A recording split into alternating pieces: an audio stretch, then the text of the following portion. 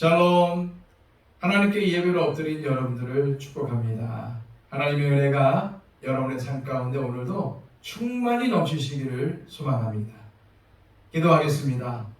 아버지 하나님, 우리를 긍휼히 여겨주시고 오늘도 사랑과 은혜를 베푸셔서 우리를 살게 하여 주심을 감사합니다. 하나님께서 우리에게 주신 사명이 있기에 오늘을 살아가게 하시오니 하나님, 나의 일을 먼저 살피기 전에 하나님의 뜻과 하나님의 의가 어디 있는지 먼저 살피게 하여 주시고 내일보다는 하나님의 일에 우선권을 두고 하나님께서 기뻐하시는 일들을 행할 수 있는 우리의 삶이 되게 하여 주시옵소서. 하나님, 오늘도 수많은 선택의 순간이 올 것입니다. 하나님, 어떤 것을 선택하기 이전에 하나님께서 무엇을 기뻐하실지, 예수님이시라면 어떤 것을 선택하실지 먼저 생각할 수 있도록 인도하여 주시고 우리가 언제나 하나님 편에 설 수 있는 지혜와 명철을 허락하여 주시옵소서. 오늘도 하나님과 동행하는 삶을 살기로 원합니다. 하나님의 뜻을 이루는 삶을 살기로 원합니다. 말씀에 순종하는 삶을 살기로 원합니다. 주님, 우리 안에 내주하시는 성령님을 통해 우리를 인도하여 주시고 오늘도 하나님의 기쁨이 되는 삶을 살아갈 수 있도록 도와주옵소서. 예수 그리스도의 이름으로 기도하옵나이다. 아멘. 다 함께 찬송가 342장 찬양 드립니다.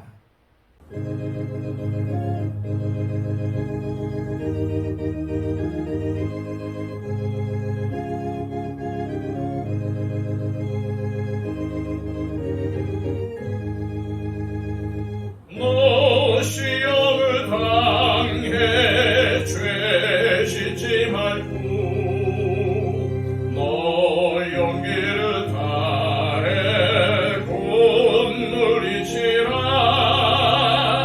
너 시험을 이겨 새 힘을 얻고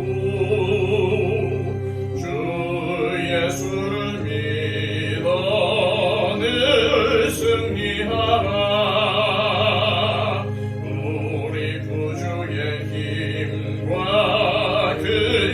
위로를 빌라.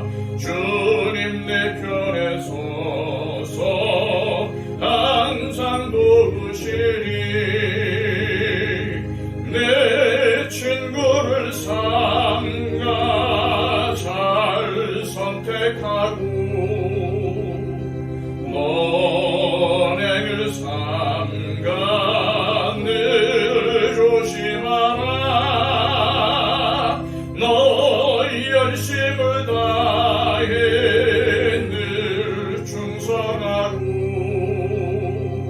온 정성을 다해 주 봉사하라. 우리 구주의 힘과 그의 위로를 빌라. 주님 내 편에 서서 항상 도우시리. 잘 이기는 자는 상 받으리니 넌 낙심치 말고 늘 전진하라. 내 구세주 예수 힘 주시리니 예수를 믿어 늘 승리하라. 우리 구주의 힘과 그의 위로를 빌라. 주님 내 편에 서서 항상 도우시리. 이 시간 우리에게 주시는 하나님의 말씀은 신약성경 빌립보서 4장 1절에서 7절까지의 말씀입니다. 신약성경 322쪽입니다. 그러므로 나의 사랑하고 사모하는 형제들, 나의 기쁨이요 멸류관인 사랑하는 자들아, 이와 같이 주 안에 서라. 내가 유오디아를 권하고 순두개를 권하노니 주 안에서 같은 마음을 품으라. 또 참으로 나와 멍에를 같이 한 니게 구하노니 복음에 나와 함께 힘쓰던 저 여인들을 돕고 또한 글레멘드와 그 외에 나의 동역자들을 도우라. 그 이름들이 생명책에 있느니라. 주 안에서 항상 기뻐하라. 내가 다시 말하노니 기뻐하라. 너희 관용을 모든 사람에게 알게 하라. 주께서 가까우시니라. 아무것도 염려하지 말고 다만 모든 일에 기도와 간구로 너희 구할 것을 감사함으로 하나님께 아뢰라. 그리하면 모든 지각에 뛰어난 하나님의 평강이 그리스도 예수 안에서 너희 마음과 생각을 지키시리라. 아멘. 지난 시간 말씀드린 것처럼 빌립보는 로마 정책에 의해서 로마와 같이 번영을 누린 도시였습니다. 따라서 빌립보 시민들은 로마 사람에게만 주는 로마 시민으로서의 특권을 누렸습니다. 이것은 빌립보 사람들에게는 대단한 자랑거리였고 자부심이었습니다.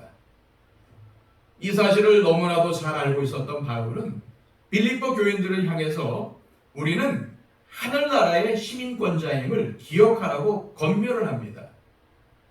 몸은 비록 땅에 있지만 하늘에 속한 시민이기에 이 땅에 속한 사람들처럼 살지 말고 주님을 본받아 살라고 권면한 것입니다. 바울은 오늘 말씀을 통해서 빌립보 교인들에게 하나님 나라의 시민으로서 어떻게 살아가야 하는지를 권면을 합니다. 빌립보 교인들이 하나님 나라의 시민임을 명심한다면 그에 합당한 외적 표징이 드러나야 한다는 것입니다. 1절 말씀입니다. 그러므로 나의 사랑하고 사모하는 형제들, 나의 기쁨이요 멸류가 아닌 사랑하는 자들아, 이와 같이 주 안에 서라.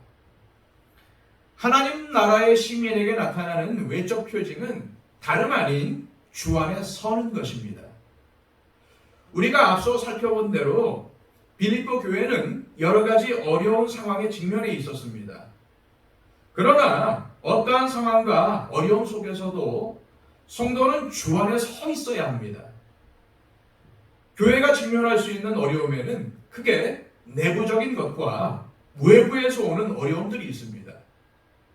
바울은 이 두 가지 어려움을 이겨내는 방법이 바로 빌립보 교회가 확실히 주 안에 서는 것임을 알려주고 있는 것입니다. 2절 말씀입니다. 내가 유오디아를 권하고 순두개를 권하노니 주 안에서 같은 마음을 품으라. 교회의 내부적인 어려움의 대표적인 것이 바로 성도들 간의 분열과 갈등입니다. 여기에 등장하고 있는 유오디아와 순두개는 모두 여성 지도자들로서 빌립보 교회에서 아주 중요한 역할을 감당했던 사람들로 보입니다. 그런데 이 두 지도자 사이에 갈등이 있었습니다.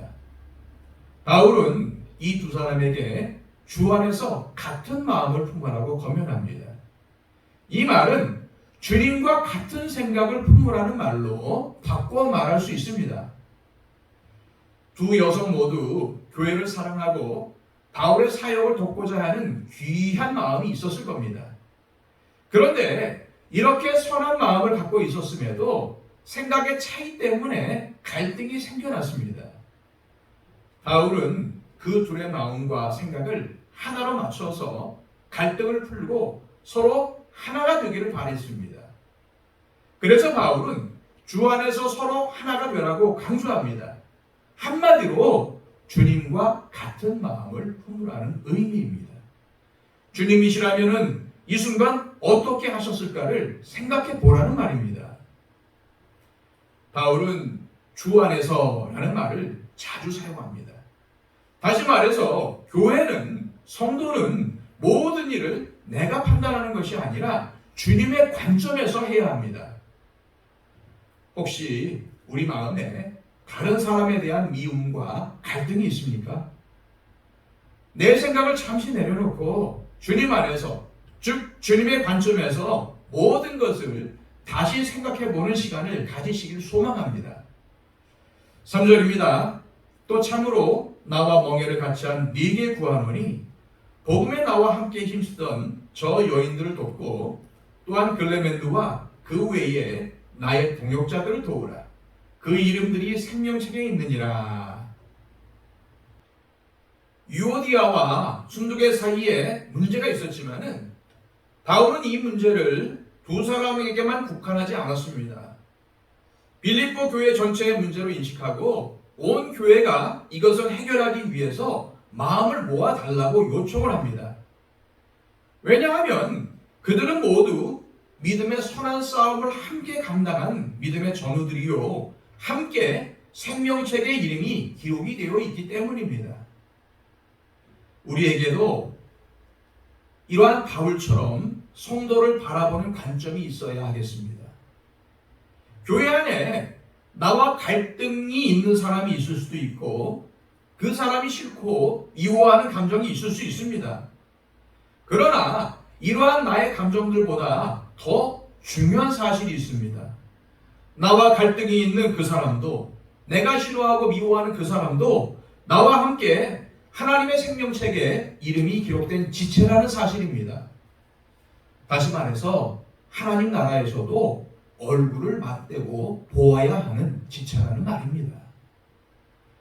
우리가 이러한 사실을 명심한다면 그 사람에게 지금보다 훨씬 더 마음의 문을 열어줄 수 있지 않을까요? 3절까지의 말씀이 교회의 내적 갈등에 대한 권면이었다면 4절부터는 교회의 외적 어려움을 어떻게 대할 것인지에 대해서 바울은 권면합니다. 4절입니다. 주 안에서 항상 기뻐하라. 내가 다시 말하노니 기뻐하라.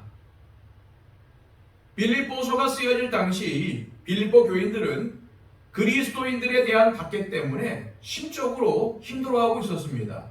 그러나 이러한 상황에서도 바울은 그들에게 기뻐할 것을 권면합니다. 그런데 기뻐하라는 바울의 어조는 억지로 기뻐하는 것이 아니라 이미 승리한 사람처럼 기뻐하는 것을 의미하는 것 같습니다. 왜냐하면 이 짧은 4절에 두 번이나 기뻐하라고 강조하기 때문입니다. 주님은 요한복음 16장 33절에서 이렇게 말씀하십니다. 이것을 너희에게 이르는 것은 너희로 내 안에서 평화를 누리게 하려 함이라.